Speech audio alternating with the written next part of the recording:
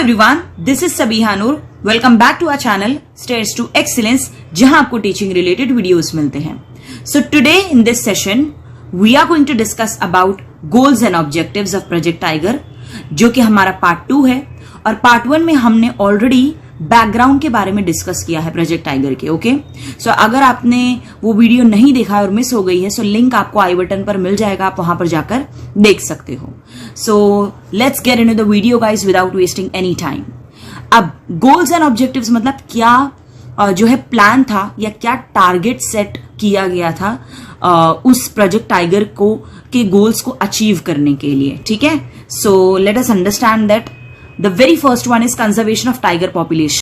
अब number of tigers को increase करने के लिए कई सारे इनिशिएटिव्स को प्लान आउट किया गया, जैसे कि एंटी पोचिंग मेजर्स, मतलब इलीगली जानवरों को और टाइगर को ना मारना, पब्लिक अवेयरनेस कैंपेन चलाना ताकि लोगों को भी इस चीज़ से अवेयर किया जा सके, टाइगर के हैबिटेट को रीस्टोर करना और साथ ही साथ ब्रीडिंग प्रोग्राम्स का भी ध्यान रखना। ठीक है, और ह्यूमन और टाइगर के कॉन्फ्लिक्ट को कम से कम करना, मिनिमाइज करना। और इसी के साथ साथ जितने भी रिजर्व में टाइगर की जो भी पॉपुलेशन है उसको टाइमली रिकॉर्ड करना, अगर इंक्रीज हो रहे हैं तो वो नोट डाउन करना, अगर डिक्रीज हो रहे हैं तो रीजन नोट डाउन करना कि क्यों उनका काउंट डिक्रीज हो रहा है, ताकि अप्रोप्रिएट मेजर्स लिया जा सके।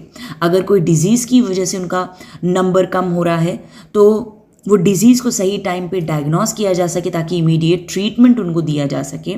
और साथ ही साथ अगर पोचिंग की वजह से उनका काउंट कम होता है तो सर्विलियंस के थ्रू, कैमरास के थ्रू उनको पोचर से दूर रखा जा सके। ठीक है, सेकंड अगर मैं बात करूं तो टाइगर का जो भी फूड नीड है, उनके हैबिटेट में फूड अवेलेबिलिटी होनी चाहिए। जो भी उनका फूड है, जैसे कि वो एक कार्निवरस एनिमल है, वो सिर्फ मीट खाते हैं, तो वैसे ही एनिमल्स उनके आसपास होने चाहिए, जैसे डियर है, वाइल्ड बोर है, एट्सेट्रा। अगर फूड अवेलेबल उनके सराउंडिंग में नहीं होगा, उनके हैबिटेट में नहीं होगा, तो ऑब्वियसली वो फूड की तलाश में बाहर जाएंगे, फॉरेस्ट के बाहर जाएंगे, और हाई चांसेस है कि हंटर्स या फिर जो भी लोग हैं बाहर के वो उन्हें मार देंगे। राइट। थर्डली, टाइगर के ब्रीडिंग सीजन को ध्यान में रखना कि जो भी टाइगर के यंग वंस है, जो टाइगर कब है, उनको प्रोटेक्ट करना from all sort of danger including disease.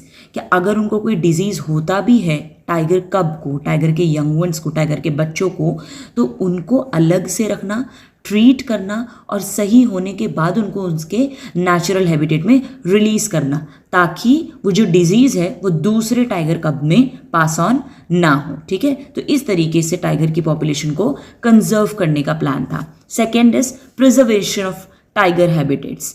अब टाइगर के हैबिटेट्स बहुत ही लार्ज होते हैं ताकि वो फ्रीली अपने एरियाज में, अपने सराउंडिंग्स में घूम सके। अब वो क्यों घूमते हैं? For food, for shelter and for reproduction.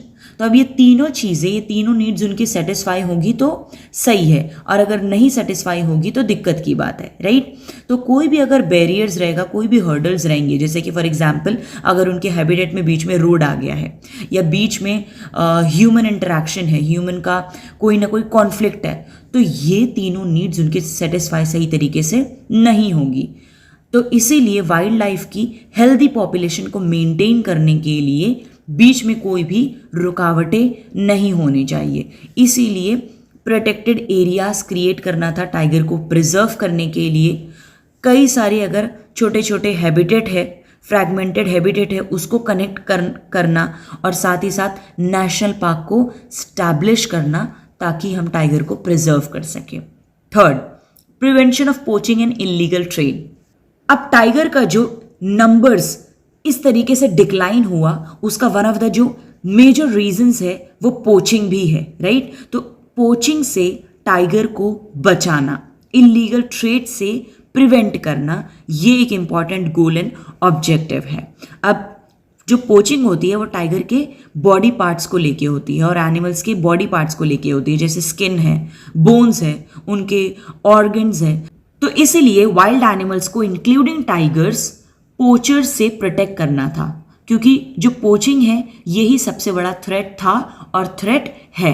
तो इनसे बचाने के लिए, इनसे प्रिवेंट करने के लिए लॉ को स्ट्रांगली इफेक्ट में लाना और साथ ही साथ अगर कोई क्राइम करता है वाइल्ड लाइफ एनिमल को लेके, तो पेनल्टीज को इंक्रीज करना और लोगों को भी इसके बारे में अवेयर करना कि अपनी पर्सनल नीड्स के लिए हम अपने नेशनल एनिमल्स को और उनके काउंट को कम नहीं कर सकते। ठीक है, नेक्स्ट इज इकोसिस्टम कंजर्वेशन।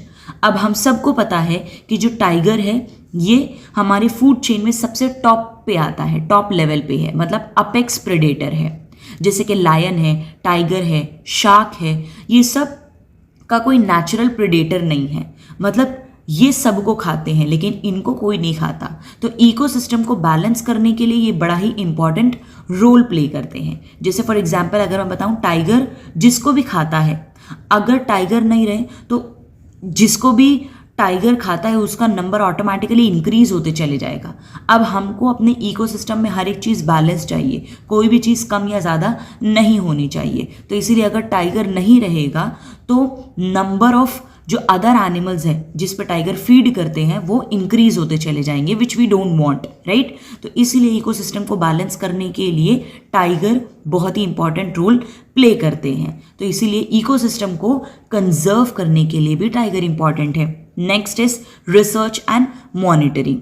अब कोई भी प्रोजेक्ट शुरू होता है तो उसको मॉनिटर करना और उसकी रिसर्च करना भी उतना ही ज़्यादा इम्पॉर्टेंट है। जैसे प्रोजेक्ट टाइगर में टाइगर के बिहेवियर को मॉनिटर करना, साथ ही साथ जो भी थ्रेट फेस कर रहा है उसे देखना, पॉपुलेशन सर्वे कंडक्ट करना, हर एक इंडिविजुअल टाइगर को ट्रैक करना यूजिंग जीपीएस, उसी के साथ साथ टाइगर के नंबर को जो है उसके डेटास को कलेक्ट करना, रिकॉर्ड में रखना, जो भी उसका हैबिटेट है उसकी क्वालिटी को देखना, ध्यान में रखना, उसके एरिया में उसके हैबिटेट में प्रे अवेलेबल है या नहीं है, उसका जो फूड है वो अवेलेबल है या नहीं है, और साथ ही साथ ह्यूमन और टाइगर के इंटरेक्शन को भी ध्यान में रखना।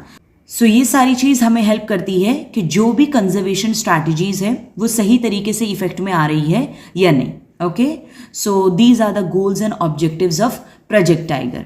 यहाँ होता है हमारा सेशन खत्म। अगर पसंद आता है तो लाइक शेयर सब्सक्राइब जरूर करना। मिलते हैं नेक्स्ट वीडियो में, तब तक के लिए bye, take care of yourself and thanks a lot for watching.